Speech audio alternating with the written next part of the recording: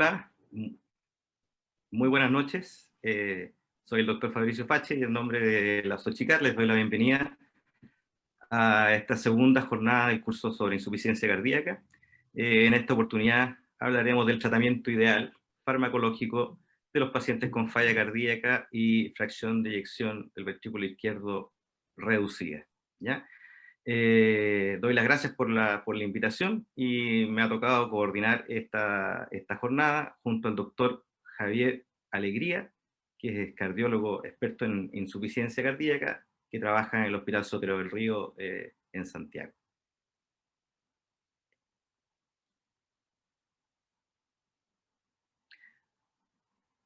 Nos acompaña también el doctor, ahí sí, Javier, eso, muy bien. Muchas gracias, Fabricio, mi compañero coordinador en esta segunda jornada. El doctor Daniel Contreras va a ser quien nos presente el caso clínico. Él es residente del segundo año en cardiología de la Universidad de Chile y también profesor asistente de la misma universidad.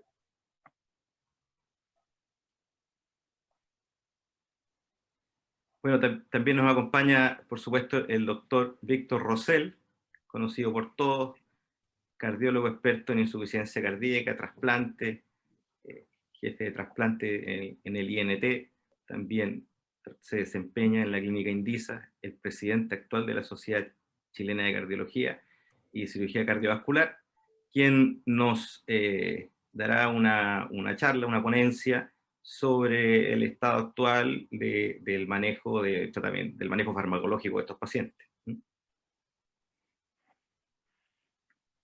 Y por último, pero no menos importante, el doctor Lim, también cardiólogo, experto en insuficiencia cardíaca y en trasplante. Él trabaja en la Clínica Santa María y es nuestro jefe en el Departamento de Insuficiencia Cardíaca en la Sochicar. Trabaja junto al doctor Rosell también en el Instituto Nacional del Tórax. A continuación, vamos a ir con el caso clínico que nos va a presentar Daniel.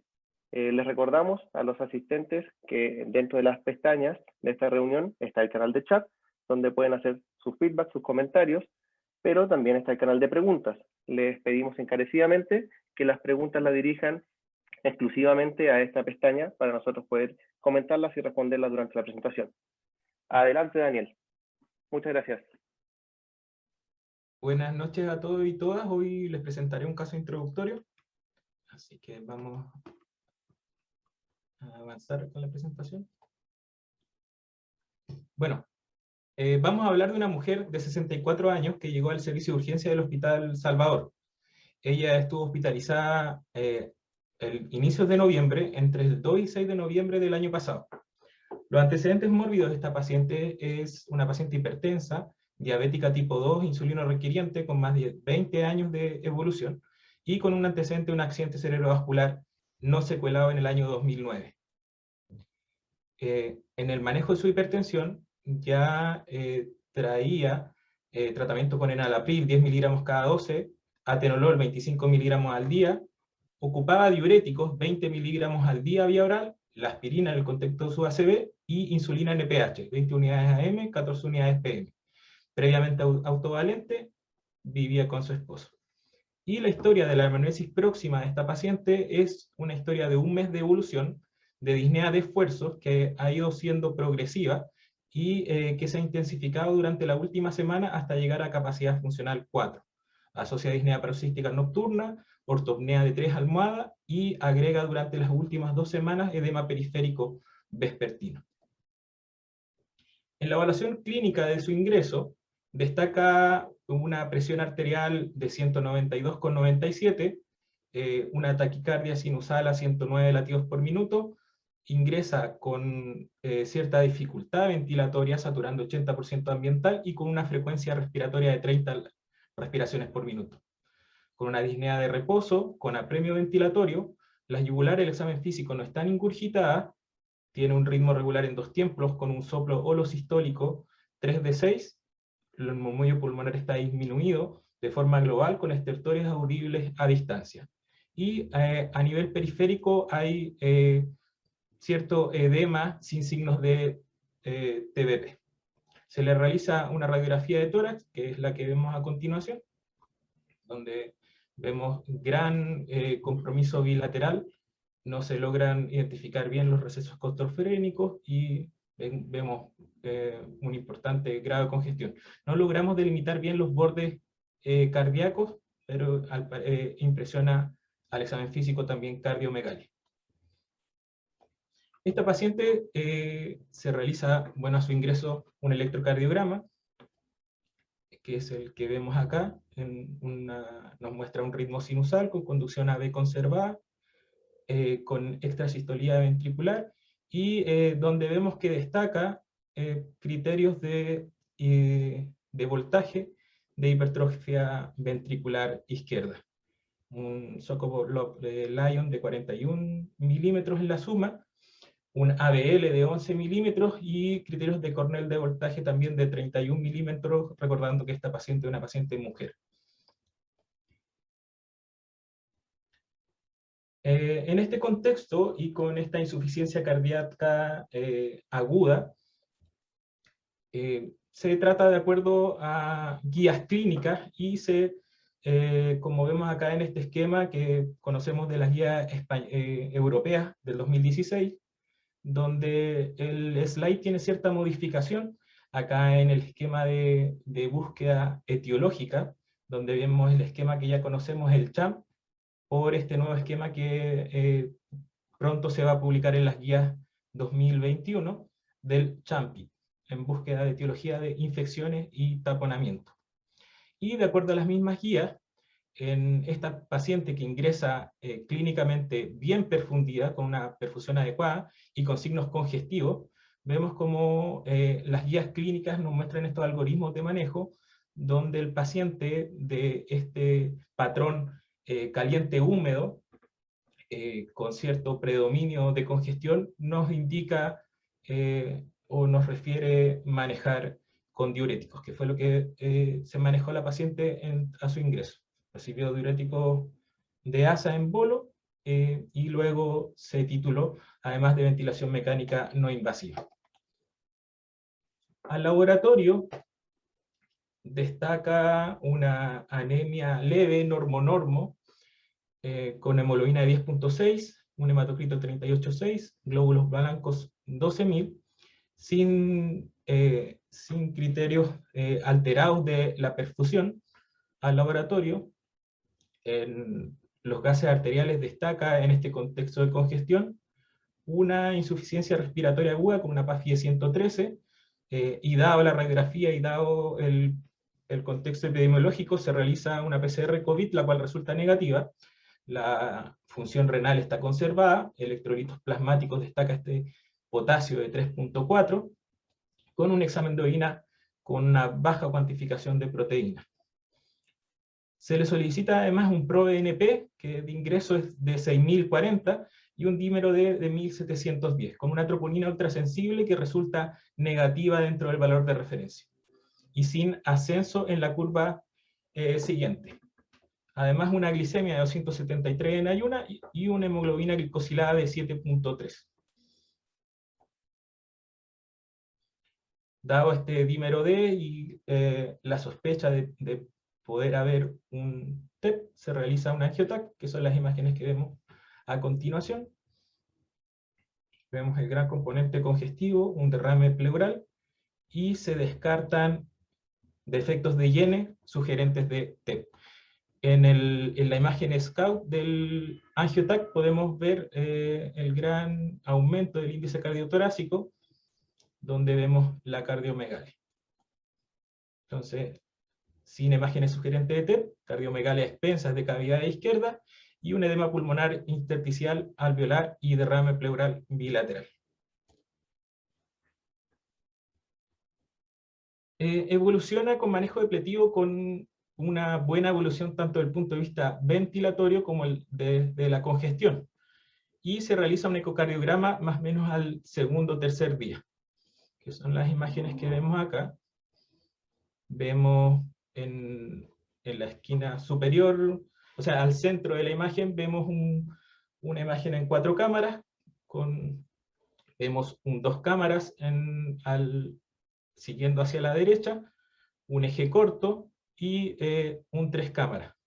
Y vemos cómo la motilidad global está comprometida de forma difusa, con una fracción de eyección severamente reducida, y puse una imagen acá del PISA, de la insuficiencia mitral, donde tiene un radio de PISA del reflujo mitral de 8 milímetros, con un volumen regurgitante calculado más o menos de 42 ml.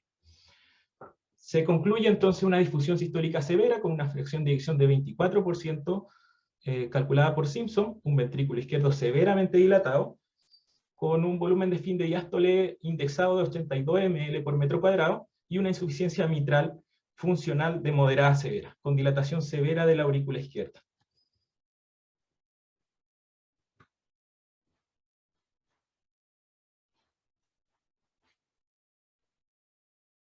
Entonces, nuestra primera pregunta introductoria: ¿cuándo iniciamos la terapia modificadora de enfermedad en insuficiencia cardíaca con fracción de eyección reducida en un paciente que tenemos hospitalizado? ¿Pueden participar?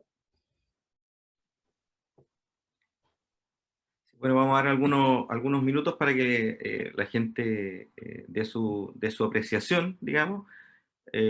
La alternativa A dice inmediatamente, se entiende cuando el paciente está llegando a la urgencia con el apremio respiratorio. Tan pronto tenga hemodinamia estable, asumo que es en la medida que uno le controle la presión arterial y esas cosas, ¿ya? Previo a la alta, ya digamos una última fase ya del manejo de la falla cardíaca aguda, y la última pregunta es básicamente durante el primer control ambulatorio, ¿ya? Dependiendo de cómo uno vaya interpretando estas alternativas, hay que asumir, digamos, de que puede haber no algunas respuestas, digamos, completamente incorrectas, ¿eh? Pero bueno, hay algunas más correctas que otras, ¿verdad? La idea de esta pregunta es efectivamente eso, generar discusión. Entendemos también por terapia modificará la enfermedad la incorporación de IECA, beta bloqueo, antagonista de la aldosterona.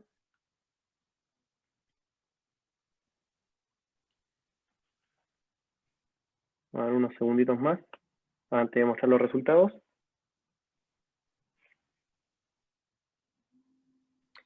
Bueno, quizás señalar que la idea de este caso clínico no es hablar sobre el manejo de la falla cardíaca aguda, ¿ya? Yo sé que hay muchos que probablemente piensan que, como hemos estado hablando del edema pulmonar y todo eso, piensan que está enfocado a eso, es lo que viene después, digamos, o durante la hospitalización, pero ya pasada la fase un poquito más aguda. Eso es lo que un poco nos interesa discutir. Vamos a ver los resultados. A ver. Redoble de tambores.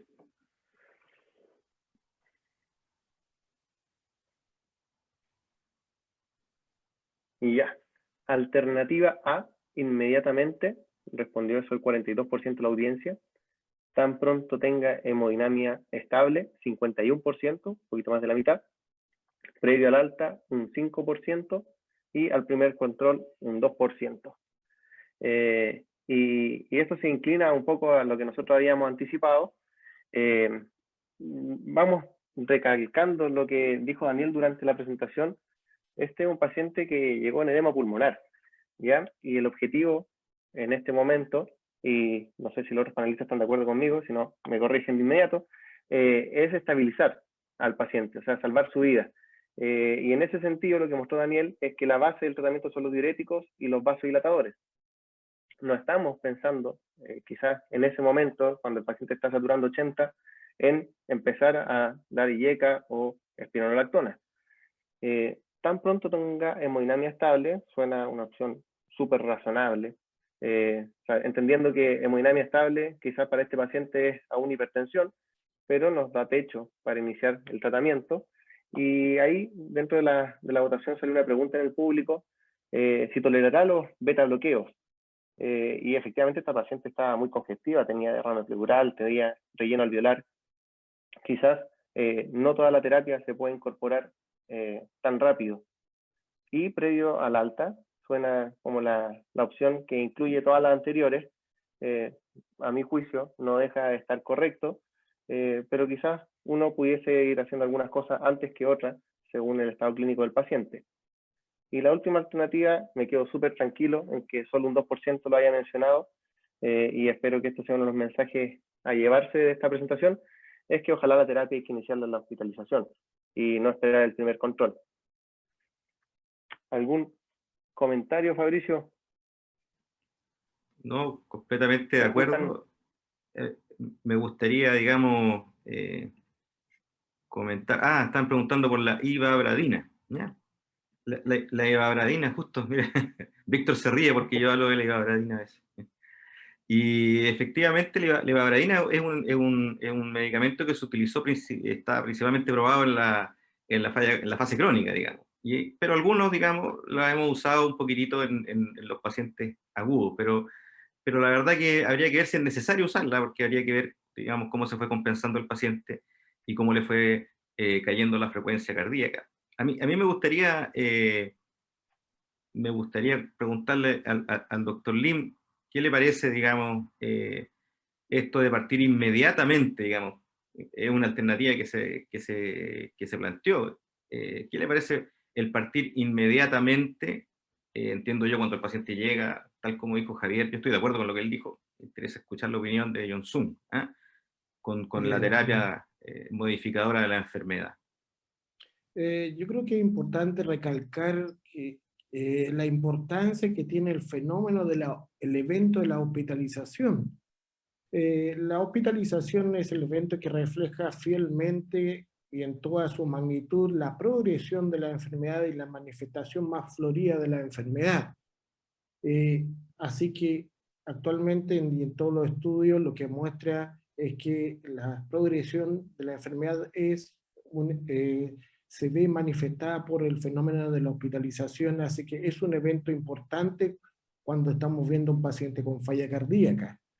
Y segundo, es importante tener en cuenta que los pacientes con falla cardíaca, cuando se hospitaliza, están bastante proclives, bastante atentos, están más sensibles a lo que le está pasando por su enfermedad, y tenemos en esa oportunidad la posibilidad de indicar los fármacos más importantes, que llegue toda la información, el paciente va a tomar más conciencia del manejo y también hay que indicar la importancia de indicar una terapia múltiple a futuro y la importancia de seguir en ello. Así que el hecho de que es importante tratar de transmitir de todo esto durante la hospitalización y ojalá previo al alta. Y cuando tratamos de introducir los medicamentos para que lo usen en forma crónica, es importante indicarlo obviamente previo al alta, pero la mayoría de los estudios también dicen que ojalá estas terapias crónicas deben ser con el paciente, ojalá con la hemodinamia estable, o sea, que las horas previas no hayan recibido inótropo, no es el caso obviamente, pero que también las dosis de diurético hayan sido relativamente estables en las últimas horas, y recién ahí varios fármacos que sabemos que han mejorado la sobrevida pueden indicarse con total seguridad para que después continúen la fase de alta. Excelente. Vamos, esto Bueno, no se acaba aquí. pasamos a la segunda Fabricio. pregunta. Adelante. Una vez controlada la congestión, ¿ya? ¿Qué pilares farmacológicos consideraría de acuerdo a la terapia médica dirigida por guías, según lo que eso es TMDG? Entonces, la alternativa A sería IECA más beta bloqueo. Se entiende que los que están demostrados en falla cardíaca, más un antagonista receptor mineralocorticoide. B, ARNI, ya, sacubitrilo/valsartán, digamos, más un inhibidor de SGLT2. C, un ARNI más un inhibidor de SGLT2, más beta bloqueo, más antagonista receptor mineralocorticoide. Y la letra D habla de el beta bloqueo y los inhibidores de SGLT2. Me parece la idea un poco simplemente discutirlo un poco al voleo, porque me parece que la presentación del doctor Rosell después nos va a iluminar, a ilustrar, digamos, con qué es lo que tenemos que hacer en la realidad, pero creo que es muy válido discutir estas alternativas, qué es lo que será mejor, digamos. Así que a ver qué es lo que opina el público. ¿Mm? Aquí han puesto algunas preguntas, digamos, hay un holter de arritmia que creo que para efectos de este webinar, no sé si, creo que es interesante a lo mejor para la parte de prevención o alguna cosa así.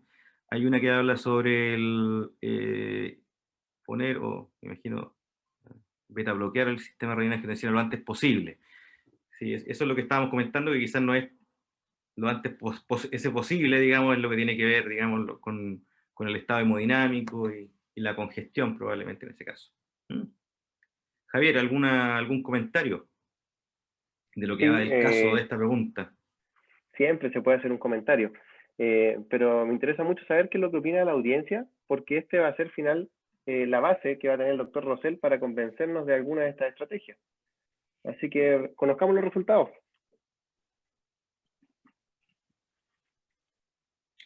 Ya, interesante, mira. IECA, beta bloqueo y antagonista mineralocorticoide, un 31%. La opción, no le gustó la opción de ARNI con inhibidor de la SGLT2, digamos, 7% solamente. La opción ganadora, ojo, ARNI y SGLT2, beta bloqueo y antagonista de los receptores mineralocorticoides, ¿ya? Y por último, el beta bloqueo y SGLT2, ¿ya? Me gustaría, digamos, comentar con Víctor, ¿qué le parece, digamos, parece, digamos, que está como correcto lo que piensa la audiencia, pero, digamos, ¿podemos hacer esto en los hospitales? Eso es una pregunta interesante, digamos, porque la verdad que en los hospitales no tenemos muchas veces terapia, digamos, de última línea. Y probablemente quizás lo más importante es que se vaya con los pilares fundamentales del tratamiento versus que no se vaya con nada. Y, claro, yo creo que si se pudiera ir con esa terapia, digamos, es adecuada. Entonces la pregunta es, ¿qué opina Víctor de qué posibilidad tenemos de poder dejar con este tipo de terapia inmediatamente a alguien que está hospitalizado? Sí, obviamente que como en unos minutos más voy a comentar, hay una evidencia científica bastante contundente para administrar la cuádruple terapia o la terapia fundacional, que se ha dado en llamar también ahora último, ha entrado este concepto. Pero entiendo tu pregunta, Fabricio, en el sentido que obviamente las guías son unas recomendaciones que uno tiene que llevar en la práctica, y las realidades son diferentes en diferentes lugares, de tal forma que yo creo que uno tiene que ofrecer el mejor tratamiento que pueda de acuerdo con la realidad. Si no puedo con la cuádruple terapia, a lo mejor la alternativa A, que es la segunda que votaron, también es buena, digamos, y probablemente tenga una asequibilidad un poco mayor. Así que yo creo que correcto, sí, la C es la mejor respuesta probablemente en este momento, pero uno tiene que ver la disponibilidad, la posibilidad del control correcto de los pacientes, de un seguimiento adecuado, como seguramente después vamos a comentar en la sección de preguntas y respuestas, pero obviamente que me quedaría con la C y tampoco encuentro que la A esté incorrecta, que por mucho tiempo es la que hemos usado, que ha sido el pilar fundamental por muchos años, y como también les voy a mostrar ahí en una parte de la presentación, es la que más se lleva en general en el mundo. Súper. No lo podría haber dicho mejor. Yo tengo una duda así para nosotros mismos. Respecto a la alternativa A, esta señora estaba ya con enalapril, estaba ya con atenolol. O sea, estamos diciendo que agregarle Espiro sería suficiente. ¿Solamente esa intervención? Sí, bueno, ella llevaba IECA, claro, en el fondo, pero estaba muy hipertensa también. Podríamos ajustar la dosis, no tenía un beta bloqueante de los que están recomendados en insuficiencia cardíaca. Tenía atenolol, que sabemos que el atenolol, si bien es cierto, puede ser útil en algunos contextos, en algunos escenarios clínicos, no es el que está recomendado para insuficiencia cardíaca, que podríamos ajustar, digamos, la dosis de IECA, aumentarla si es posible, si lo tolera, podríamos cambiarnos a un ARNI, y esta paciente puede ser, de acuerdo con la evolución, que dé espacio para varios vasodilatadores, digamos. A lo mejor es una paciente que puede dársele también hidralazina isosorbide. Yo creo Claro, que llegó da espacio. con 200, llegó con sistólicas de Claro. 200, yo creo que hay espacio ahí para titular algunas de estas drogas. Bien, continuemos con Doctor el Lim, caso. espera, te Sí. quiero hacer una última pregunta que me parece que es importante, doctor Lim. Dentro de las alternativas, ¿no es cierto?, están los ARNI y los ISGLT2, que son las drogas nuevas, digamos, entre comillas, o más nuevas, demostradas. Pero estamos hablando de un setting de un paciente que está descompensado. ¿Es seguro utilizar estas drogas? Bueno, respondiendo a tu pregunta, estas drogas son seguras y se han visto que son seguras para utilizarlo en la fase de compensación de una falla cardíaca que resultó descompensada. Se han probado y de hecho estos fármacos por algo son la terapia guiada, porque tienen se ha visto que mejoran la sobrevida ya, por ejemplo los SGLT2, ya a los 15 días de inicio uno puede empezar a ver diferencias en cuanto a eventos clínicos. La gracia de que estas terapias médicas óptimas tienen como requisito que deben tener un efecto precoz después de iniciado para que podamos proteger al paciente en la fase vulnerable. Así que estas terapias son seguras y también deberían iniciarse, ojalá todas, previo al alta. En cuanto a la alternativa correcta, yo creo que es la C. El paciente estaba con enalapril, progresó la enfermedad y se compensó, o sea, debe ser sustituido por ARNI. Segundo, por el SGLT2, la verdad es que el paciente tenía indicación de usar previamente SGLT2 porque tenía antecedentes de diabetes con daño vascular. O sea, en el mundo ideal, una paciente así diabética que ella presentaba una vasculopatía previa, debió haber viniendo usando desde ya SGLT2 previamente, desde antes. En cuanto al beta bloqueo, el inicio del beta bloqueo se utiliza cuando ya el paciente está euvolémico.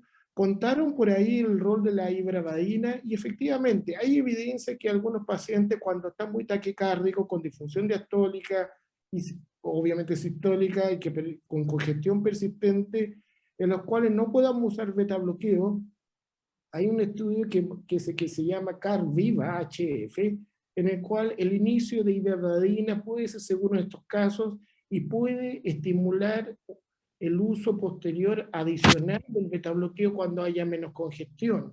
Así que hay cierta seguridad y hay evidencia de utilizar ibradina en este contexto también. Así que yo creo que la alternativa más adecuada creo que es la C. ¿Cuánta sapiencia, doctor Lim? Estamos listos. Ya, continuemos entonces con el caso clínico, a ver qué pasó.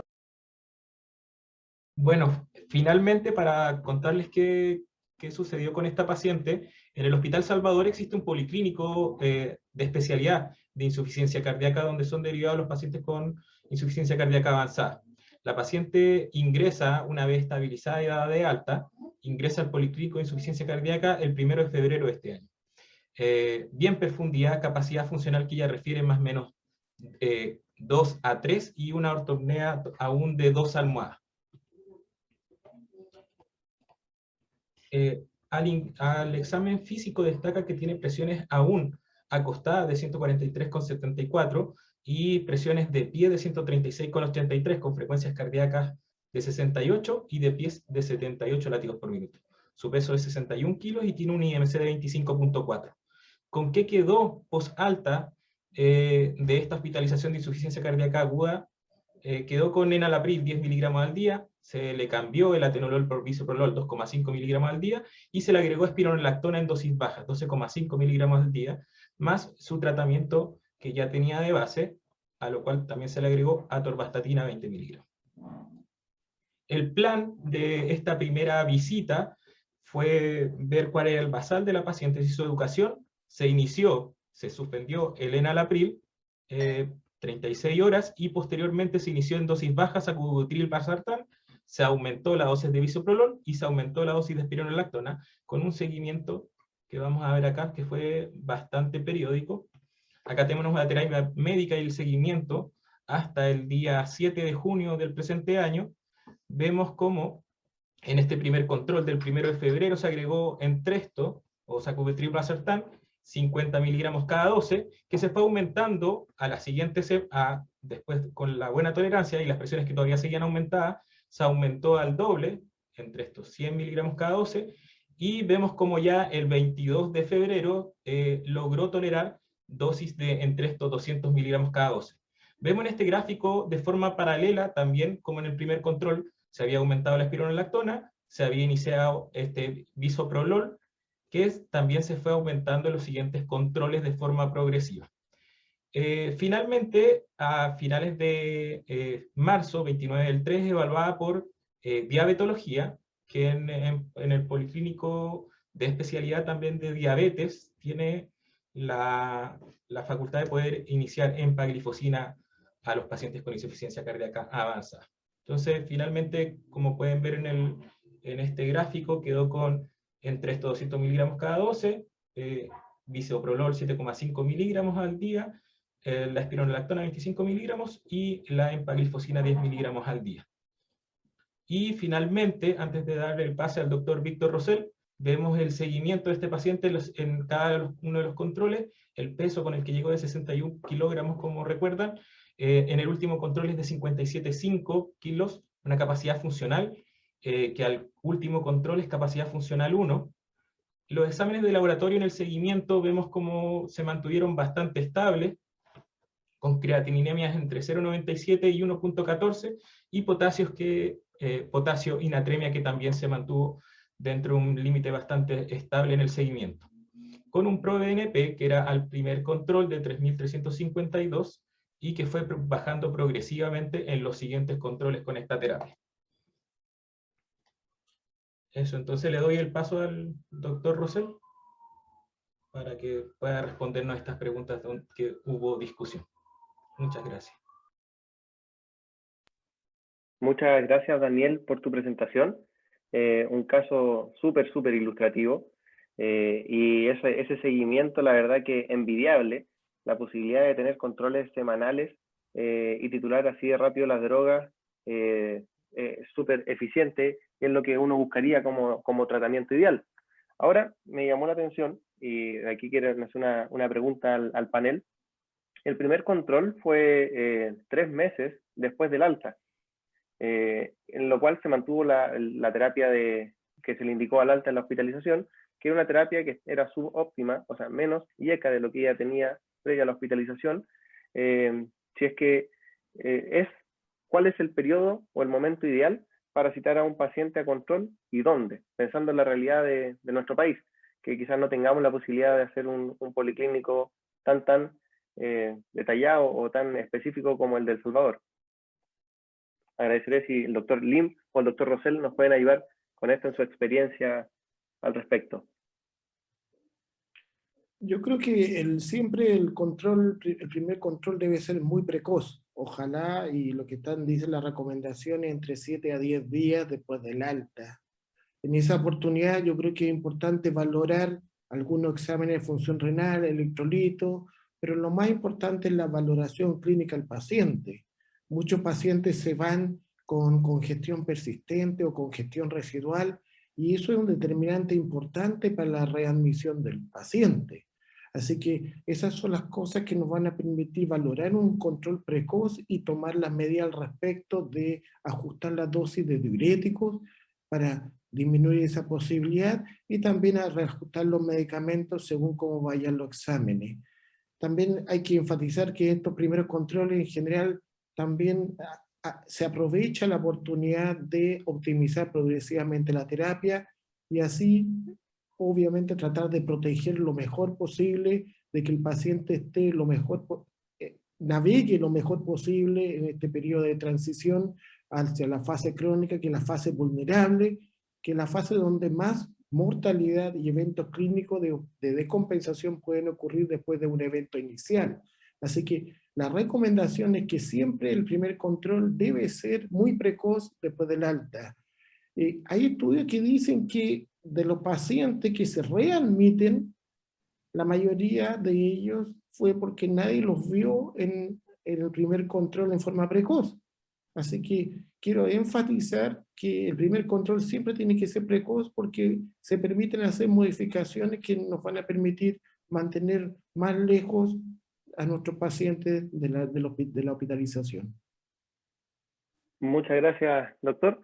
Y en relación a lo mismo, pensando en la realidad de muchos colegas, acceder a un poli de insuficiencia cardíaca, como el del Salvador, para muchos puede ser inaccesible o una espera de varios meses. Y por otro lado, necesitamos el control precoz. Este primer control pudiese quedar en manos, por ejemplo, en un hospital con medicina interna, el primer control, sería ideal que la hora la tengan tomada al momento del alta. ¿Qué sugiere para el resto de Chile? ¿Me está preguntando a mí? ¿Sí? Sí.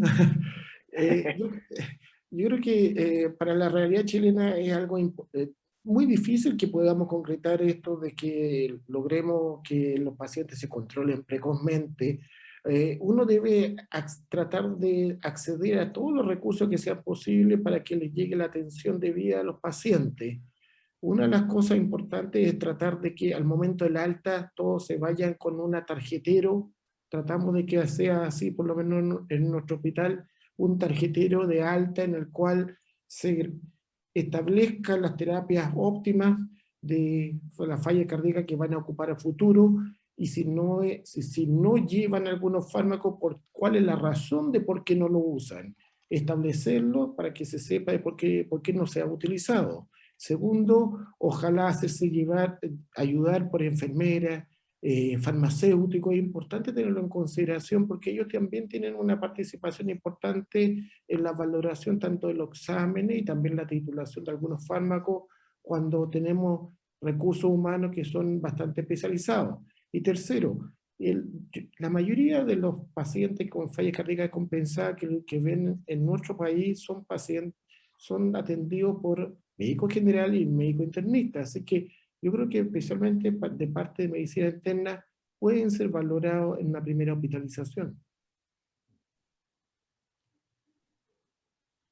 Muchas gracias, Doctor Lim, sí, muy buena respuesta y gracias por darnos la posibilidad de acceder al tarjetero. Nosotros aquí en el sur tenemos posibilidad de hacer eso dentro de lo que nos alcanza, digamos, con mucha modestia. Doctor Rosell, le quería hacer una pregunta que han preguntado mucho y tiene que ver con los exámenes complementarios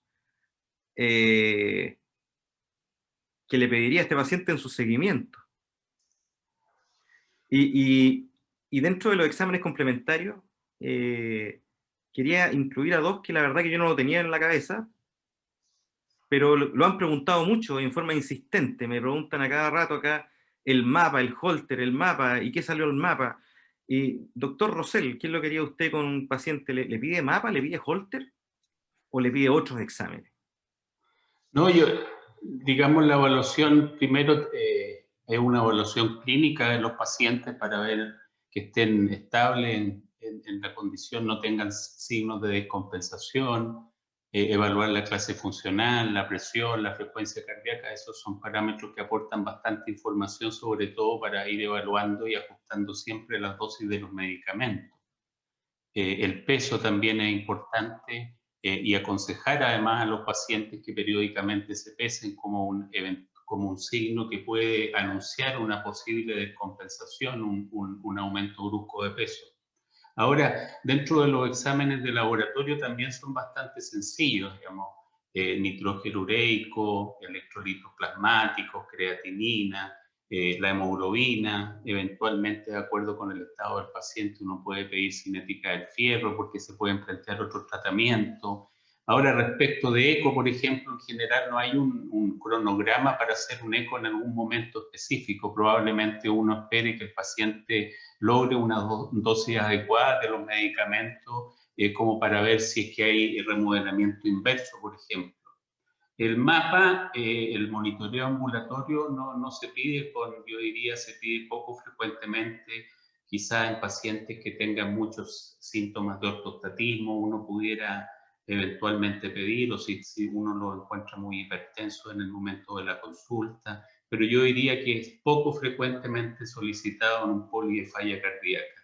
Y el holter de arritmia, la verdad que uno lo pide, pero no basa mucho las indicaciones, sobre todo, por ejemplo, un desfibrilador automático implantable, no pasan por tener o no tener arritmia en el holter, porque muchos de estos pacientes, la verdad es que tienen arritmias ventriculares. En estos pacientes siempre hay arritmias ventriculares. Así es que pudieran ser considerados, pero yo diría que holter de arritmia y monitoreo de presión más bien poco frecuentemente pedido, más parámetros clínicos y los exámenes de laboratorio que les mencioné. Si uno tiene la posibilidad, pudiera cada cierto tiempo, más bien como un marcador pronóstico, pedir péptidos natriuréticos si es que los tiene disponibles. ¿Ya? No para guiar el tratamiento, sino que como una variable más de las muchas que existen para la estratificación de riesgo en el paciente con falla cardíaca. Muchas gracias, doctor Rosell. Pero, ¿y qué hacemos con la etiología de este paciente? ¿Cuándo le pedimos una coronariografía o no se la pedimos, doctor Lim? ¿Qué opina usted? Yo creo que el examen de las coronarias hay que hacerlo en este paciente, porque por una parte la insuficiencia cardíaca de causa isquémica tiene un pronóstico que es peor que la insuficiencia cardíaca no isquémica. Y la recomendación es que los pacientes que tienen mayor probabilidad de tener enfermedades coronarias, mayores factores cardiovasculares, como esta paciente que es diabética, la recomendación es ir directamente a la coronariografía y evaluar cómo está su anatomía coronaria. Yo quisiera recalcar lo que le preguntaron al Víctor y sería más enfático en esto. Holter de presión no se hace, no es habitual, basta con los signos clínicos para seguir optimizando la terapia y los exámenes básicos. Segundo, holter de arritmias no es algo habitual porque la indicación de un dispositivo se hace en base a la fracción de eyección que resulta bajo terapia médica óptima. Y tercero, forma parte del estudio de seguimiento en la falla cardíaca el perfil de fierro. Es algo nuevo que se incorporó después del año 2016 la guía, y que pacientes que tienen ferropenia hay que darles fierro carboximaltosa porque disminuye la hospitalización y mejora su capacidad funcional. Eso. Excelente. Yo creo que ya estamos claros en respecto a qué exámenes y estudios complementarios pedirle al paciente y con qué prioridad. Así que vamos a pedirle al doctor Rosell que a continuación nos diga qué tan equivocados estábamos con nuestras tendencias o qué tan bien lo estábamos haciendo intuitivamente, y ahora es momento de ilustrarnos. Así que, doctor Rosell, vamos a la presentación. Muchas gracias. Muchas gracias a todos, muchas gracias a la audiencia. Hay en este momento 300 participantes, un día un poco complicado, estamos a puertas de un fin de semana largo, así que agradecemos la participación bastante significativa el día de hoy. A mí me ha correspondido dar el marco teórico de este tema, de esta segunda reunión de falla cardíaca. Recordemos que la primera, la doctora Acevedo nos ilustró muy excelentemente sobre la prevención en la falla cardíaca. Lamentablemente, a mí me toca hablar cuando ya pasamos de esa etapa y cuando ya están los pacientes en la etapa C, pero vamos a ver que sí, existen bastantes alternativas para tratar de mejorar la historia natural de esta enfermedad. Así que vamos por ello. No tengo ningún conflicto de interés que declarar en relación con esta presentación. Esta va a ser la hoja de ruta que pretendo que recorramos durante esta presentación. Vamos a hablar acerca de la evidencia que existe del uso de los diferentes tratamientos de la insuficiencia cardíaca. Hay bastante evidencia. Vamos a pronunciarnos sobre algunos de los esquemas propuestos para implementar su uso en la práctica clínica. Vamos a ver en qué estado están las guías actuales de recomendación. Hay varias ya que se han actualizado. Hay también que conversar algo sobre las barreras para la implementación de la terapia médica en la práctica clínica, ya que varios registros demuestran que las dosis de prescripción de los medicamentos no son tan importantes. Y por último, algunos mensajes finales. Esta es una gráfica que es bastante clásica en las presentaciones de la insuficiencia cardíaca y refleja lo que es la historia del paciente con insuficiencia cardíaca crónica sintomática. Y el concepto es que puede empeorar en forma progresiva a lo largo del tiempo. Aquí ustedes pueden ver el riesgo clínico de falla cardíaca de un paciente con diagnóstico. Hay un riesgo basal luego de un evento de falla cardíaca cuando efectuamos el diagnóstico y comenzamos el tratamiento. Y obviamente, como vamos a discutirlo en las diapositivas que vienen, iniciada la terapia médica, hay una reducción del riesgo de este paciente. Sin embargo, ustedes pueden apreciar que el riesgo, siempre hay un riesgo que es un riesgo que se llama riesgo residual, sobre el cual se superponen eventos que son frecuentes, que son eventos de hospitalizaciones o empeoramientos, descompensaciones de la falla cardíaca, que pueden ser en meses a años, y que van haciendo que este paciente vaya empeorando su riesgo, empeorando su pronóstico hasta llegar a un estado de riesgo avanzado o de falla cardíaca avanzada, que es muy malo el pronóstico, como lo podemos ver en esta gráfica, que pretende ilustrar la sobrevida luego de que efectuamos el diagnóstico de la insuficiencia cardíaca.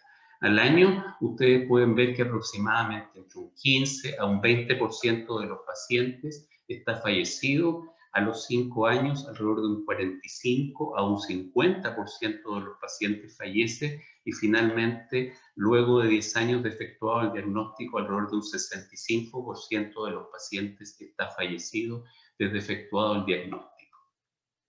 Aquí tenemos una línea en el tiempo de los estudios, digamos, más significativos en la historia de la insuficiencia cardíaca que partieron en la década de los 80, pero en esta presentación nos vamos a concentrar en lo que ha ocurrido en los últimos años, en los últimos 4 o 5 años.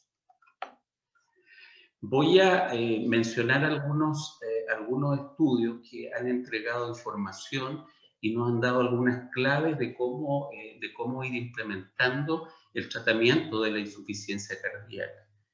Todos ustedes recuerdan Paradigm Heart Failure en el año 2014, que fue en pacientes con insuficiencia cardíaca crónica. Este es otro estudio que involucra a los ARNI, que es el Pioneer, que a diferencia de lo que ocurrió en Paradigm, es en un contexto de una falla cardíaca agudamente descompensada.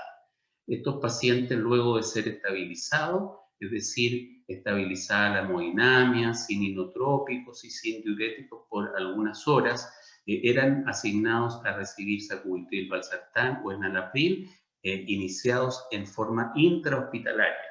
Y se titularon dentro de 8 semanas, se evaluaron biomarcadores, tolerancia, seguridad, y se exploraron algunos outcomes clínicos, algunos eventos clínicos. Este es el resultado principal, el endpoint primario del estudio, que era el cambio en el porcentaje desde el basal en el NT-proBNP, y ustedes pueden apreciar que los pacientes que fueron asignados a sacubitril valsartán disminuyen en forma más significativa los péptidos natriuréticos, en este caso NT-proBNP, en relación con el enalapril en el tiempo de evaluación del estudio, que fueron 8 semanas.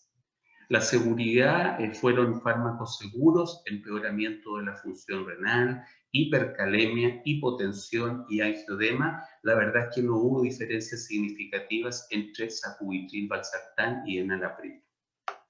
Y en relación a eventos clínicos, estos son resultados exploratorios. Muerte, un combinado de muerte, rehospitalización por falla cardíaca, uso de dispositivos de asistencia a trasplante, fue significativamente menor en el grupo que utilizó sacubitril valsartán. Luego han venido una serie de estudios con inhibidores del SGLT2, ¿cierto? Esta molécula que inhibe la reabsorción de glucosa a nivel del túbulo contorneado proximal y que incrementa la excreción de glucosa como mecanismo principal, pero que tiene una serie de otros mecanismos que otorgan beneficios, sobre todo en pacientes con insuficiencia cardíaca. El primero de estos estudios fue el estudio DAPA-HF, que utilizó dapaglifosina y que fue publicado en noviembre del año 2019. Este estudio evaluó este medicamento dapaglifosina en pacientes con insuficiencia cardíaca crónica con o sin diabetes. Son pacientes en clase funcional 2 a 4, con fracción de eyección bajo 40%, elevación de los péptidos natriuréticos, y el endpoint primario era la ocurrencia de o de muerte cardiovascular u hospitalización por insuficiencia cardíaca. ¿Cuáles fueron los resultados? Fueron bastante beneficiosos. Bastante beneficioso fue el uso de la dapaglifosina en relación al endpoint primario, pero también en relación con hospitalización por falla cardíaca, en relación con muerte de causas cardiovasculares y muerte de cualquier causa. Luego de esto apareció la empaglifosina, otra glifosina, en este estudio publicado en New England Journal of Medicine en octubre del año 2020, en donde la población también era falla cardíaca crónica con fracción de eyección reducida, con un perfil, diríamos, un poco, digamos, de más avance en relación con una menor fracción de eyección y una elevación mayor de los péptidos natriuréticos y un deterioro mayor de la función renal, y demostró la empaglifosina resultados beneficiosos en relación también con muerte u hospitalización por insuficiencia cardíaca. También influyó positivamente en hospitalizaciones, en primera hospitalización y hospitalizaciones recurrentes, y agrega como otro punto de observación el menor deterioro de la función renal en pacientes asignados al tratamiento con empaglifosina a lo largo de la evolución de este estudio. Otro actor que ha aparecido en el armamentario del tratamiento de la insuficiencia cardíaca es el medicamento vericiguat, que también se prueba en pacientes con insuficiencia cardíaca y fracción de eyección reducida. ¿Qué es lo que hace vericiguat? Vericiguat es un estimulante, estimula en forma directa la guanilato ciclasa soluble y por lo tanto aumenta el GMP cíclico. ¿Y esto en qué influye? En mejorar disfunción miocárdica y en mejorar la disfunción vascular que puede verse en estos pacientes. El estudio que se diseñó para tales efectos fue el estudio Victoria. Este estudio incluye pacientes con insuficiencia cardíaca y fracción de eyección reducida, menor de 40%, también en clase funcional 2 a 4, con elevación de péptidos natriuréticos, que son criterios bastante semejantes a los utilizados en DAPA-HF y en el de empaglifosina. Sin embargo, el perfil de los pacientes en el estudio Victoria es pacientes con hospitalizaciones recientes por insuficiencia cardíaca dentro de los últimos 6 meses o que hayan recibido tratamiento diurético endovenoso dentro de los últimos 3 meses. El punto de observación primario fue el tiempo a la ocurrencia de muerte cardiovascular y hospitalización por insuficiencia cardíaca. Esta es la secuencia empleada en el estudio, de parte por 2.5 miligramos al día hasta llegar, de acuerdo con la tolerancia, a 10 miligramos por día. Hay otros puntos de observación secundarios que aquí aparecen indicados. ¿Qué es lo que mostró este estudio? Efectivamente, un efecto beneficioso, redujo en 10% el punto de observación primario en los pacientes con vericiguat. Sin embargo, no hubo diferencias significativas en la muerte de causas cardiovasculares y tampoco en la hospitalización por insuficiencia cardíaca, sí en muerte de cualquier causa u hospitalización por falla cardíaca. El último de los medicamentos del que les quiero hablar, digamos menos conocido, es un medicamento que estaba siendo investigado y estudiado hace ya bastantes años, que es el omecamtiv mecarbil, que es un activador de la miocina cardíaca también en pacientes con insuficiencia cardíaca por disfunción sistólica. Se presentó en las sesiones de American Heart a fines del año pasado y fue publicado en New England. Este medicamento, como ustedes pueden apreciar, aumenta, acá están las cabezas de la miosina, y acá está el filamento de la actina, y lo que hace el medicamento Omecamtiv Mecarbil es aumentar la unión de estas cabezas de miosina a los filamentos de actina, aumenta el tiempo sistólico y aumenta el volumen sistólico también. Se diseñó el estudio, este es el estudio que incluyó pacientes, el Galactic HF, que incluyó pacientes con insuficiencia cardíaca y fracción de eyección reducida, también en clase funcional 2 a 4, pero con un perfil semejante al de Veris-Iguat, al de Victoria, que tenía como criterio una hospitalización reciente, primariamente por falla cardíaca, o una ida al servicio de urgencia por falla cardíaca dentro del último año. O sea, también un perfil hacia pacientes con falla cardíaca más avanzada o descompensados de la insuficiencia cardíaca. Y Omecamtiv partió con 25 miligramos 2 veces al día, pero podía llegar hasta 50 miligramos. ¿Cuáles fueron los resultados de este estudio? Resultado primario, muerte cardiovascular, hospitalización por insuficiencia cardíaca, fueron menores en el grupo de Omecamtiv Mecarbil. Sin muerte cardiovascular no resultó significativo. Por último, un medicamento que ya se recomendaba su uso en las guías de insuficiencia cardíaca, el fierro carboximaltosa para la deficiencia de hierro, pero en un contexto diferente. Lo que había como recomendación eran pacientes crónicos de falla cardíaca ambulatorios. Este estudio, publicado en Lancet en diciembre del año pasado, fue en el contexto previo al alta después de un episodio de falla cardíaca aguda, en donde se demuestra que disminuyen con fierro carboximaltosa en los pacientes que cumplen con los requisitos para indicárselo las hospitalizaciones totales por falla cardíaca y la primera hospitalización o muerte cardiovascular. Ahora, ¿qué conceptos han surgido luego de todos estos estudios? Han surgido nuevos principios y targets fisiopatológicos para plantear la farmacoterapia de la insuficiencia cardíaca con fracción de eyección reducida.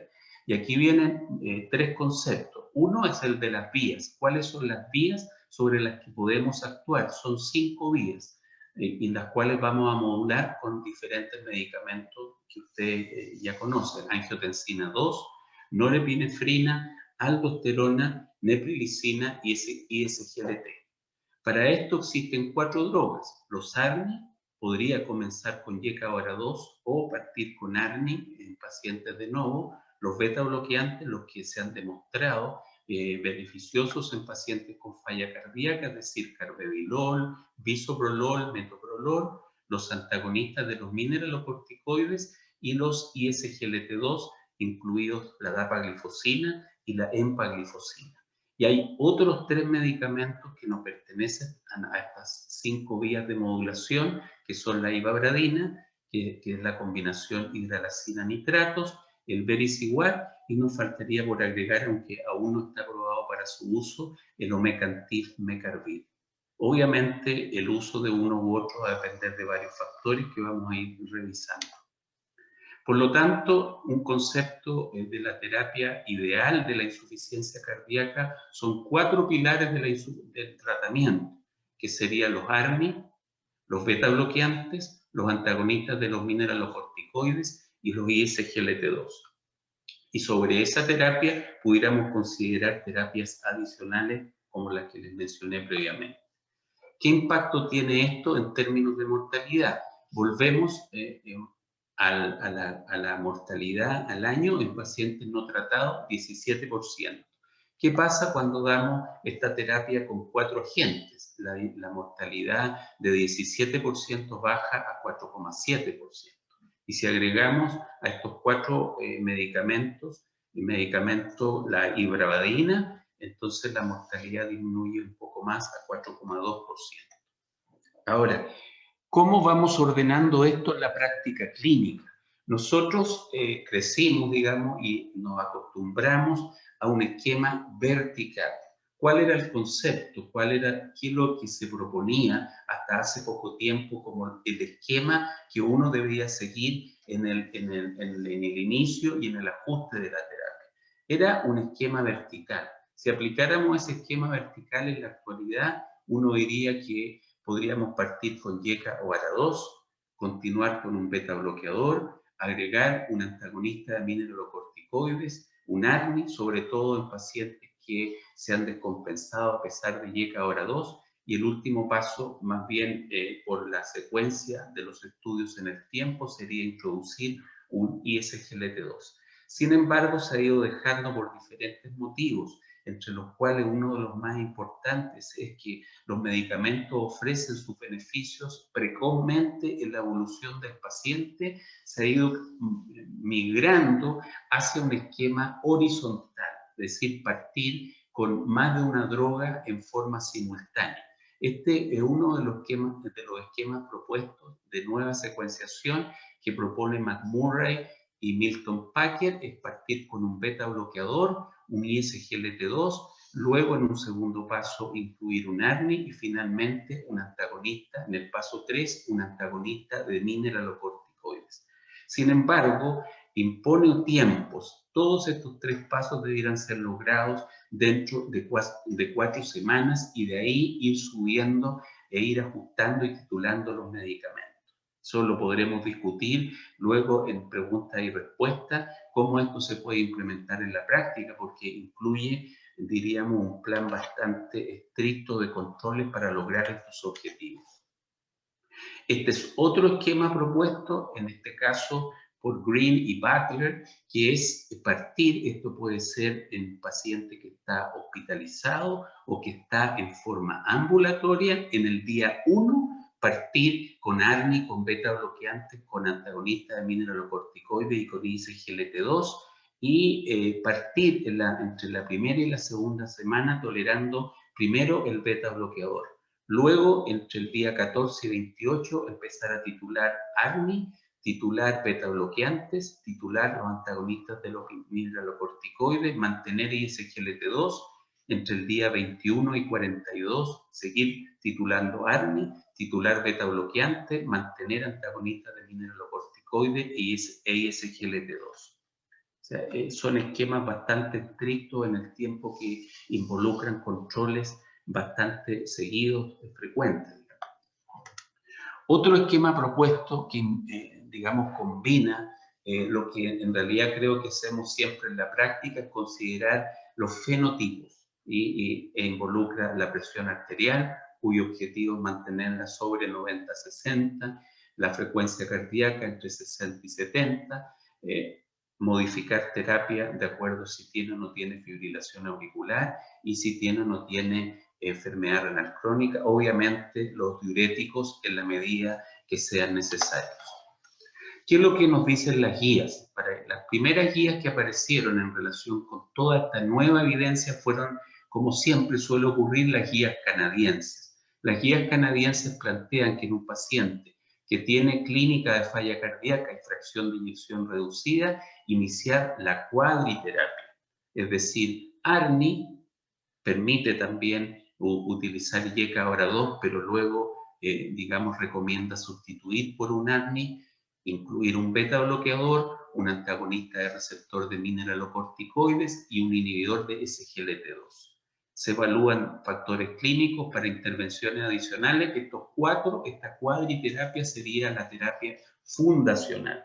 Y luego la terapia personalizada, que incluye la ivabradina en algunos casos, si la frecuencia cardíaca sobre 70 y el paciente está en sinusal, si el paciente ha tenido hospitalizaciones recientes, tal cual fue el perfil del estudio de historia, considerar el uso de vericiguat en pacientes de raza negra con terapia médica óptima o pacientes que no toleran YECA o ARA2 o ARNI, considerar combinación nitrato-hidralazina. Y estas guías siguen considerando bien abajo en el extremo a la derecha, sigue apareciendo la digoxina cuando tenemos FA no bien controlada. Estas son las guías americanas. Las guías americanas hacen una secuencia un poco mixta. Entonces, lo primero que hacen es recomendar ARNI y YECA o ARA2, pero señalan que es preferido utilizarle ARNI y un beta bloqueante. Ese sería el primer paso, 2 agentes. Y en una segunda línea, de acuerdo con el perfil de los pacientes, de acuerdo con función renal, creatinina, potasio, agregar el antagonista de la aldosterona y el ISGLT2. Por otro lado, también considera la combinación hidralacina isosorbide y la ivabradina de acuerdo con las indicaciones que ya les mencioné, guías americanas. Las guías europeas, estas son las guías antiguas, las guías nuevas aún no salen completamente, pero también consideraban una terapia vertical secuencial, recomendaban dos agentes, IECA y beta bloqueante. Luego, si el paciente seguía sintomático, se agrega un antagonista de mineralocorticoides y en tercer término, las guías europeas del 2016 recomendaban el ARNI. ¿Qué es lo que dicen ahora? Dice que hay que partir precozmente con 4 fármacos y recomiendan IECA, ARA2 o ARNI, preferido ARNI, beta bloqueante, antagonista de mineralocorticoides y SGLT2, y usar los diuréticos de acuerdo con necesidad, es decir, inicio precoz de los 4 fármacos y ya patrón horizontal. Ahora, tenemos bastante información, les he tratado de resumir la evidencia, qué dicen las guías, los esquemas que se proponen. Sin embargo, en la práctica clínica tenemos que seguir señalando que las tasas de prescripción de la medicación para falla cardíaca en diferentes registros es subóptima. Por ejemplo, en este registro CHAMP, que es el más reciente que aparece en este estudio, ¿no es cierto?, tenemos que solo un 66% de los pacientes están llegando a ARA2, ahí aparece un 13,6% de los pacientes en ARNI, un 80% en beta bloqueador y tan solo un 33% de antagonistas de mineralocorticoides.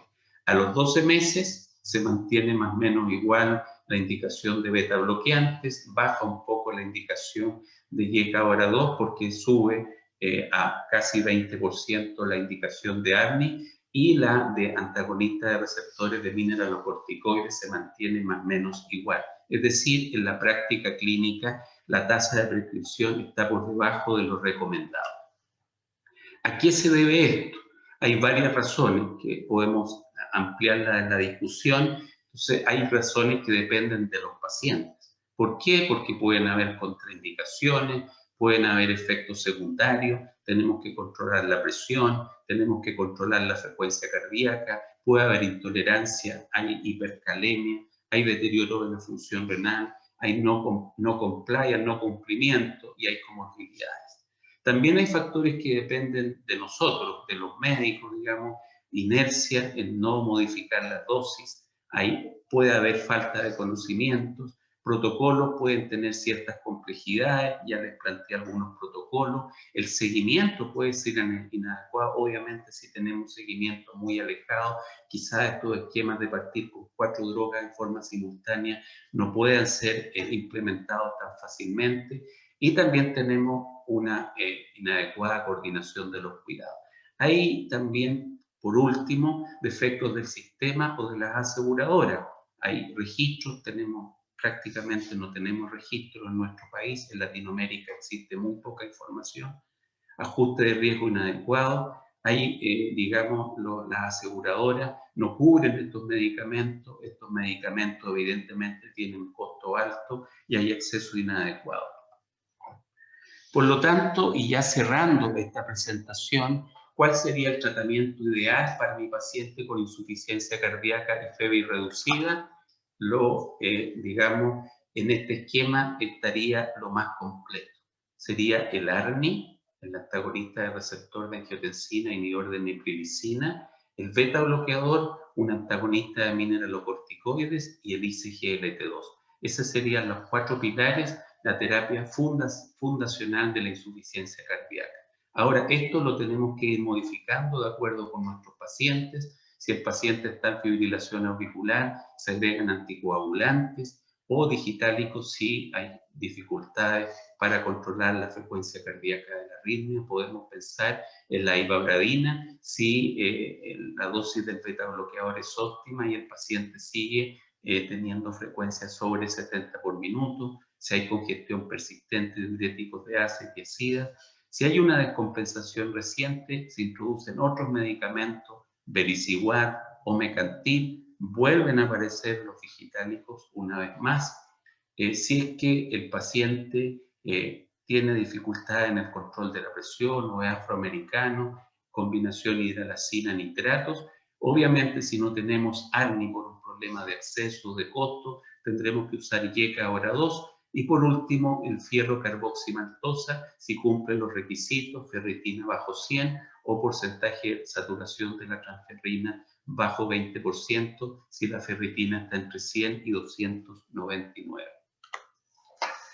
No puedo terminar esta presentación sin señalar que dentro del tratamiento ideal de la insuficiencia cardíaca con fracción de eyección reducida, tenemos que considerar la rehabilitación. La rehabilitación lamentablemente se usa en un porcentaje muy bajo de los pacientes. Aquí tenemos una publicación reciente en JACC, donde solo un 4,3% de los pacientes utilizan la rehabilitación cardíaca luego de una hospitalización por insuficiencia cardíaca. ¿Quiénes la usan menos? Mujeres, pacientes de raza afroamericana, pacientes más añosos, aquellos que no han tenido procedimientos cardíacos durante la hospitalización, pacientes hipertensos, los que están en hospitales no docentes o los que no se han sometido a cirugía cardíaca o rehabilitación dentro de la hospitalización. Así que dentro del tratamiento ideal de la insuficiencia cardíaca debemos incluir la rehabilitación. La última diapositiva, ¿cuáles son los mensajes claves? Como ya le he demostrado, la mortalidad sigue siendo alta a pesar de los avances. Se debe interrumpir la inercia terapéutica. Hay 4 pilares del tratamiento: ARNI o IECA-ARA2, beta bloqueantes, antagonistas de mineralocorticoides e ISGLT2. Hay que ajustar las dosis de los medicamentos a las distintas realidades locales. Inicio, se enfatizó antes de esta presentación, el inicio cada vez más precoz y cerca de la hospitalización o intrahospitalaria. Se pueden utilizar diferentes estrategias. La vertical está quedando en desuso, más bien deberíamos utilizar un esquema horizontal combinado de inicio y secuencial. Muchas gracias a todos por la atención prestada.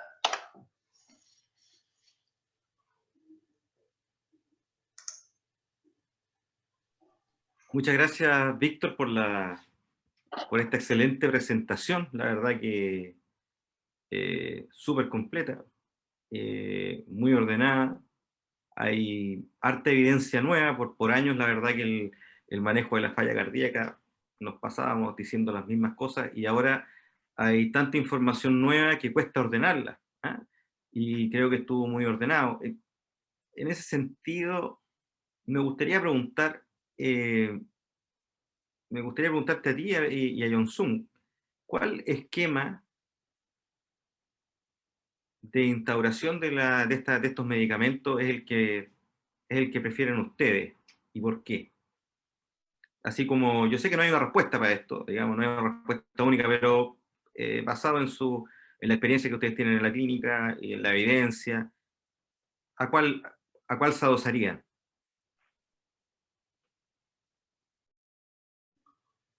Jong-Sung, abre los fuegos. Bueno, primero que nada hay que tener en claro de que mientras más medicamento y mayor es la dosis, es mejor. Los pacientes que alcanzan más dosis y alcanzan más fármacos, que son las estimadas por la guía clínica, andan mejor a la larga, con menos hospitalizaciones y mejoría la sobrevida. Segundo, hay que instalarlo lo antes posible porque tiene un efecto precoz, de entre 15 a 30 días, así que lo ingresaríamos. Sin embargo, no es muy fácil porque no hay, si bien el concepto de tirar toda la parrilla es válido en cierta manera, pero en la práctica no todos los pacientes van a ni siquiera ni tolerar el fármaco ni van a ser adherentes a toda esta cuádruple de terapia. La guía, los registros han mostrado esto, de que menos del 35% de los pacientes estaban con la triple terapia y menos del 2%, menos del 1% me parece, estaban con dosis óptima de la triple terapia. O sea, ¿cómo lo vamos a hacer ahora con la cuádruple terapia? Se hace mucho más difícil. Pero yo creo que un gran avance es el tratar de clasificar a los pacientes con fenotipos, o sea, cómo en las características vitales, básicamente con pocos datos clínicos, fibrilación auricular, presión arterial, función renal, ¿ah? Y frecuencia cardíaca, te permiten ver cuál es lo que principalmente te vas a enfatizar para que el paciente pueda salir adelante en una primera instancia. Yo creo que es muy importante tratar de clasificar al paciente en un fenotipo porque no todos los pacientes van a tolerar el inicio de los fármacos. El hecho de que antiguamente teníamos un fármaco más bien vertical, sumatorio, por otra parte ese esquema no es lo ideal porque uno se demora mucho tiempo y se ha estimado que uno logra después de 6 meses de controles, de ajuste progresivo, llegar a una dosis adecuada de toda la terapia, así que no es la idea porque nos vamos a demorar mucho. Hay que tratar, en la medida que sea posible, de indicar los 4 tratamientos en el menor tiempo posible. Tal vez no de forma simultánea, pero sí de forma posible. Yo tomo en consideración varios datitos, varias pillerías para poder ver qué es lo que voy a iniciar primero. Primero, en general, si es muy hipertenso el paciente, si el paciente es de novo, indicamos ojalá inhibidor de la enzima convertidora o ARNI. Si el paciente está con una falla cardíaca avanzada, con presiones históricas muy limítrofes, hay que tener en cuenta de que los SGLT2 y los antagonistas de la aldosterona son fármacos que bajan la presión en forma muy modesta, así que pueden ser adecuadas medidas para indicarlo de un comienzo. Nadie ha dicho de que el esquema antiguo de las guías clínicas del año 2016, ese esquema de ir sumando, sea el más adecuado. No hay evidencia de eso, es una evidencia más bien histórica. Así que si bien hay que indicar todas las terapias, lo podemos hacer en corto tiempo, uno detrás de otro, y depende de esos 4 factores más bien, fenotipos. Y si el paciente tiene, también otro dato importante es el hecho que ciertos fármacos como los SGLT2 y los ARNI tienen un efecto adecuado en evitar que se produzca una hipercalemia. Importante, la hipercalemia es una barrera importante a que los pacientes reciban toda la terapia posible, y el hecho de partir con esos 2 fármacos te da cierta cabida después para agregar los MRA. O sea, uno puede hacer con los fenotipos ciertos ajustes para que pueda empezar con un tratamiento, preferentemente con otro, pero la idea final es que tratemos de utilizar en un corto tiempo la mayor cantidad de los fármacos posible. Sí, Muchas yo gracias, Jong-Sung. concuerdo con Jong-Sung. Hay que mirar, obviamente, el perfil de los pacientes, hay que mirar qué posibilidades tiene uno de controlar en forma cercana a los pacientes, porque esto no es poner los medicamentos y citar al paciente en 3 meses. Yo creo que esta paciente que muy bien nos presentó Daniel, la verdad es que daba mucho espacio para ajustar los medicamentos porque llegó muy hipertensa, pero tenemos que reconocer acá que no es el perfil más habitual de los pacientes con falla cardíaca, porque normalmente nos encontramos con pacientes que tienen presiones de 160, 90, 60, entonces no es tan fácil que uno diga, mira, voy a partir con todos los medicamentos a la vez, ¿ya? Entonces, en esos pacientes que están un poco en el límite, quizá uno debiera partir con los medicamentos que provocan menos hipotensión. El potasio también es importante. Yo creo que hay que ajustar un poco las guías, los esquemas son unas recomendaciones y uno obviamente en la práctica, en su entorno, tendrá que ponderar todos estos factores. Hay un factor también, obviamente no lo podemos dejar de lado, que es un problema de que no está disponible los medicamentos a veces en todos los lugares. Yo creo que lo que daría como consejo, si uno puede dar un consejo, es tratar de implementar este modelo de atención de la insuficiencia cardíaca a través de policlínicos o unidades de insuficiencia cardíaca, ojalá multidisciplinaria, porque eso yo creo que permite el acceso a las terapias. Digamos, cuando estos pacientes son seguidos, se evitan hospitalizaciones, uno puede convencer a sus respectivas autoridades de comprar y disponer estos medicamentos. Y a la vez puede utilizar otros recursos. O sea, estos controles seguidos que indican estos esquemas, ¿no es cierto?, pueden ser no necesariamente hechos por el médico, puede ser hecho por enfermera, puede ser eventualmente hecho por un farmacéutico clínico, que nos pueden ayudar, que estén bien entrenados y que puedan, ¿no es cierto?, poder ir ajustando estos medicamentos y que ante cualquier síntoma o signo de alarma le avisen al doctor, al médico del programa, para que pueda intervenir. Pero yo creo que esos recursos son los que uno tiene que ir matizando para poder llevar de la mejor forma estos tratamientos, ¿ya? Yo creo que estos nuevos tratamientos han sido incorporados de buena forma en muchos de los policlínicos de insuficiencia que existen, mayoritariamente en Santiago, pero que se han ido multiplicando también en regiones, como Concepción, como Viña, Talca, Curicó, etcétera, donde existen policlínicos también de falla cardíaca. Súper. Son tremendas estas perlitas que nos ha ido entregando el doctor Rosell. Yo creo que esto de incluir a más profesionales en estos pacientes que son tan lábiles es crucial. Y un recurso doctor Lim que también, tenemos. Javier. Ah, sí, Dijo Lim también, ¿no? Para que no se sienta. Sí, muchas gracias también. Sí, fue una conversación. Pero siguiendo la conversación y dando estos tips, una cosita que me gustaría rescatar, respecto a cosas cotidianas que podemos implementar en cualquier parte, muchas veces nos encontramos con estos pacientes que tienen dosis alta, por ejemplo, de enalapril, y mucho diurético cuando se dan de alta, porque están en una fase congestiva. Y nosotros queremos empezar a titular estos fármacos, pero nos encontramos con un paciente que llega con presión 80-50 al primer control. Entonces, ¿qué otros tips o quizás modificación de la terapia, de los horarios, de la dieta, el consumo de sodio? No sé si es que hay algunos tips que ustedes ocupan para poder hacer que la tolerancia sea mejor a estos nuevos fármacos y asociar precozmente. Esos pacientes están muy diureticados. Hay que sacarle los diuréticos, están mucho diurético y poco de los... Rescatemos el concepto de las terapias modificadoras de la enfermedad.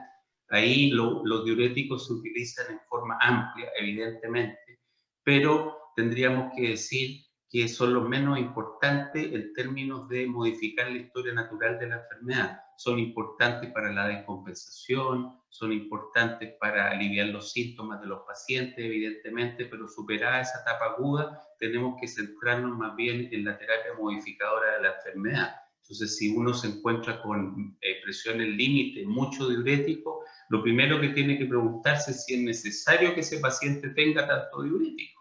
Y si no, hay que ir bajando progresivamente las dosis y eventualmente, de acuerdo con la situación clínica, uno pudiera suspender los diuréticos si el paciente logramos una estabilidad clínica en clase funcional. Así que ese sería, Javier, mi aporte en esta pregunta, y la segunda parte se la dejo a Yonsum. Yo creo que los diuréticos no son tan malos. Hay que tener en cuenta, siempre mirar las dos caras de la moneda. El hecho de tener congestión persistente, eso hace que empiece a progresar la enfermedad. Hay que recordar los antiguos estudios clásicos donde los pacientes tenían edema persistente y yugulares persistentes, tenían peor sobrevida. Así que decir de que los diuréticos no es que sean malos, sino que, tal como dice la guía, hay que utilizar la menor dosis que sea posible para mantener la eubolemia. Segundo, los nuevos fármacos como los SGLT2 y los ANI tienen un efecto diurético también y hay que modificar y ajustar. Probablemente se va a requerir menor cantidad de diurético a la larga para mantener la eubolemia. Y tercero, cuando nos llega un paciente hipotenso, en la práctica, un paciente hipotenso es que primero que nada está sintomático la hipotensión, porque si tiene 90-50, 90-60, pero el paciente no tiene ortotatismo, continúo con la terapia para mantener la eubolemia y la terapia de la insuficiencia cardíaca. Y lo que siempre uno pasa como escondido es que encuentra pacientes en los cuales tienen fármacos en los cuales no le está ayudando en nada o no tienen ninguna indicación. Por ejemplo, amlodipino. Estos pacientes no deberían estar con antagonistas de canales de calcio, y si tienen cifras tensionales límite hay que retirarlo para que tengan más cabida para optimizar más los fármacos que sí sirven para la insuficiencia cardíaca.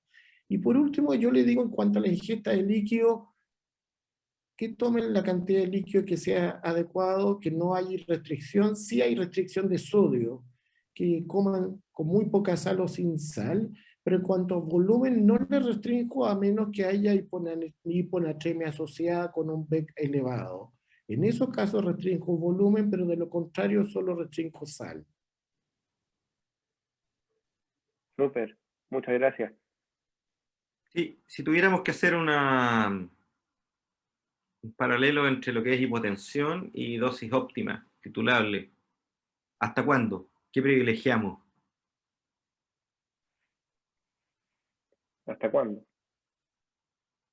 ¿Hasta cuánta hipotensión toleramos? Yo creo que si no tiene deterioro de la función renal, no tiene ortotatismo, perfectamente uno puede llegar, puede ser algo extremo, pero yo he visto pacientes con sistólica de 85, en los cuales se mantienen en buenas condiciones, no tienen ortotatismo, no hacen falla renal, perfectamente pueden mantener sistólica entre 85 y 90 sin problema, pero siempre y cuando no sean sintomáticos. Yo creo que se pueden tolerar perfectamente sistólicas de 85 a 90. Ahora, discúlpeme, doctor Lim, pero si ese paciente está con enalapril, yo no me atrevería a pasarlo a sacubitril/valsartán. Bueno, es que ahí tenemos que considerar las indicaciones de sacubitril y los otros fármacos. Sacubitril está indicado cuando la presión sistólica se recomienda sobre 100 milímetros de mercurio. Así que en esos casos que tienen tendencia más bien a la hipotensión, no sería recomendable indicar sacubitril como primera instancia, tal vez como lo habíamos dicho, otros fármacos que el efecto sea más moderado en cuanto a la hipotensión. Los SGLT2 tienen un promedio de reducción de 2 a 3 puntos de milímetros de presión sistólica, así que esos son mejor tolerados que el sacubitril. Tal vez uno partiría por esa posibilidad. ¿Y bajaría un Víctor, poquito los YECA para incorporar la glifosina? ¿O va con todo y vemos qué pasa? Yo trataría de darlo en un corto tiempo, en la mayor cantidad de fármacos posible, en un corto plazo de Perfecto. tiempo. Doctor Víctor, Roselli, sí, yo quería hacer una pregunta. ¿Qué es lo que consideras tú hipercalemia? ¿Hasta cuánto toleras, digamos? ¿Eres intransigente? ¿Qué es lo que haces cuando el potasio sube? ¿Qué suspendes primero? ¿Suspendes todo? ¿Cómo lo haces? Pero yo diría que uno se empieza a preocupar con 5,5, ¿ya? Con 5, las guías todas dicen menos de 5, pero en general entre 5, 5,5. Uno tiene que hacer una buena anamnesis porque no es infrecuente que nos encontremos con que el paciente esté usando ahora un ARNI, un YECA, un ARA2, la espironolactona, y le agregamos las famosas sales de potasio. ¿Ya? Entonces ahí uno puede también tener una actuación en el sentido de sacar ese factor, por ejemplo. Ahora, de acuerdo con las recomendaciones, uno primero saca los antagonistas de mineralocorticoides, puede reducir la dosis a la mitad, qué sé yo, de 25, pasar a 12,5. En general, si es sobre 5,5, se acerca a 6, en realidad uno más bien lo suspende y hace un control y ve si es que puede volver, si había un factor intercurrente, y ver nuevamente hacer el intento de si puede reintegrar la espironolactona.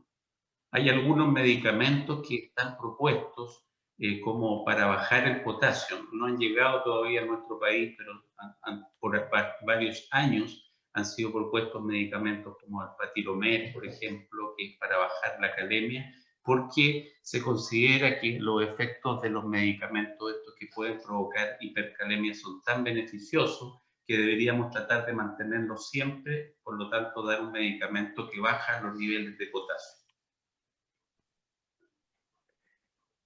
Buenísimo. Y la última pregunta, antes de dar cierre a esta presentación y esta webinar, respecto a los pacientes que muchas veces quedan fuera de los estudios clínicos, creatinina o filtrado glomerular etapa 4 o 5, o sea, el que está prediálisis. ¿Cómo manejarían estos pacientes con estos nuevos fármacos? ¿Algunas consideraciones, algunas restricciones? Doctor Lim primero. Es una pregunta complicada y capciosa. ¿Ah? Porque todos esos pacientes con clearance menor de 30 o creatinina sobre 2,5 fueron retirados de los estudios clínicos. Básicamente hay que tener en cuenta las restricciones que puede tener cada familia de fármacos cuando nos enfrentamos a los pacientes con falla renal. Primero que nada, los pacientes que tienen falla renal es un grupo muy heterogéneo de pacientes. No todos los pacientes que hacen deterioro de la función renal en la fase aguda quiere decir de que son pacientes de alto riesgo. Hay una regla, me parece, del 3. 30% hacen falla renal en la fase aguda con creatinina que sube sobre 0,3. Me falta el tercero. Bueno, eran eso, pero no todos los 3 días pacientes. me acuerdo.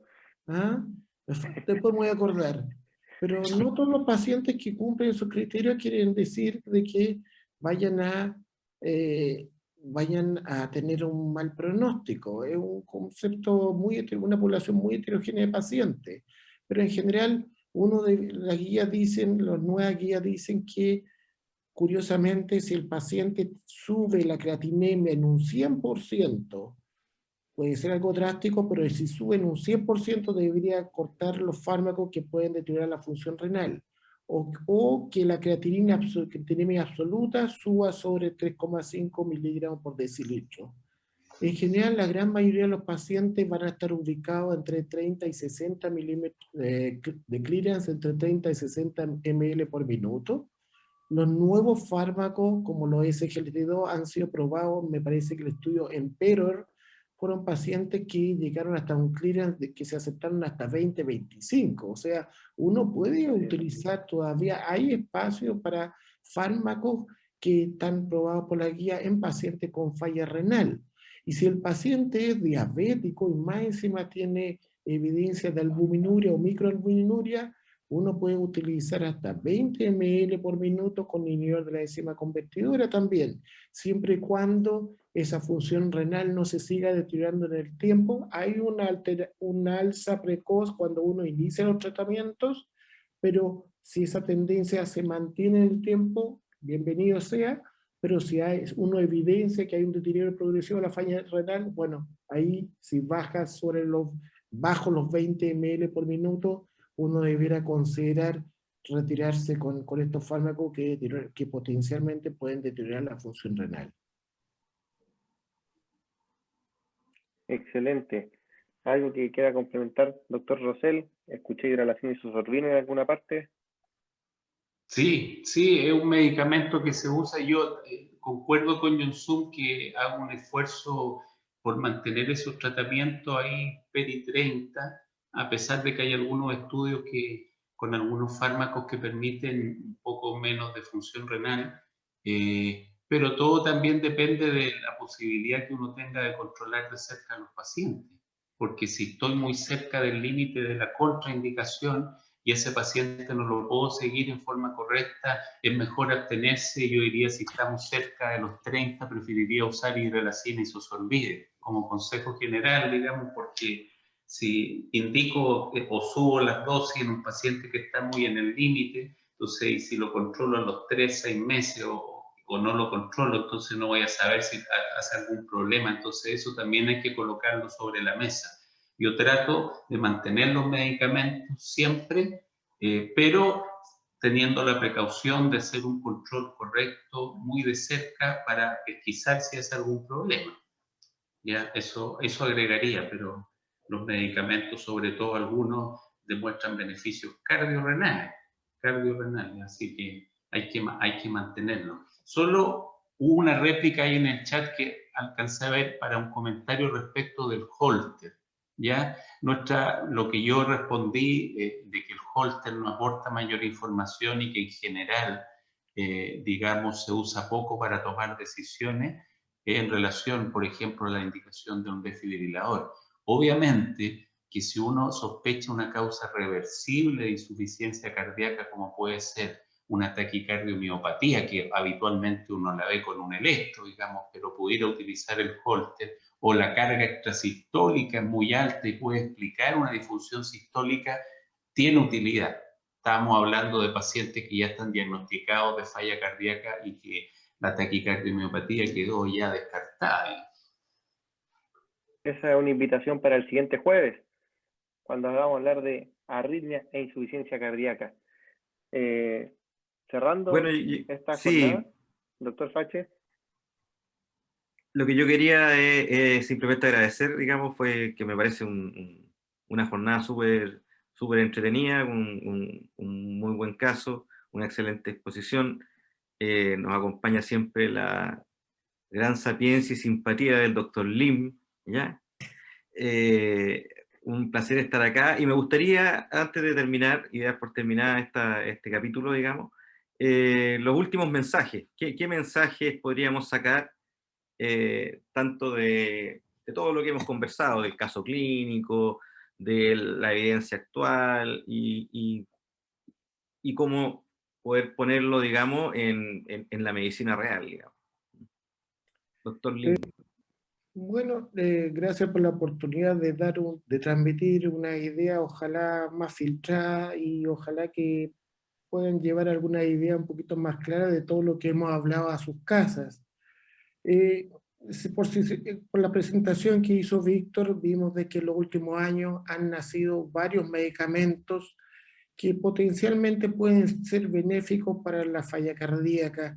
Sin embargo, cuando uno empieza a ver tantos fármacos, más que aportes, de repente uno se enreda en decir cuál es el paciente que más se podría beneficiar, con qué droga, en qué condiciones, y al final puede ser incluso deprimente considerar tantas oportunidades. Nunca hemos tenido tanta oportunidad de tener tantos fármacos, pero no saber cómo indicarlo, cómo implementarlo en la práctica.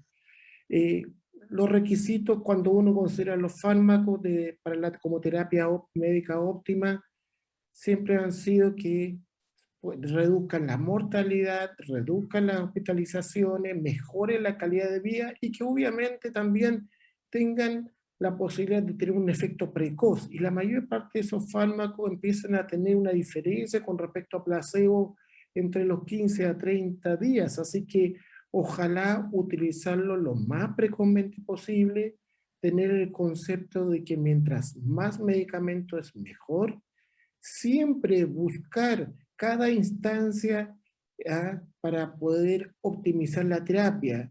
Hay un efecto que siempre nos persigue a todos nosotros, que es el efecto de la inercia, porque todos los cambios que ocurre en el paciente muchas veces son subclínicos o no son evidentes.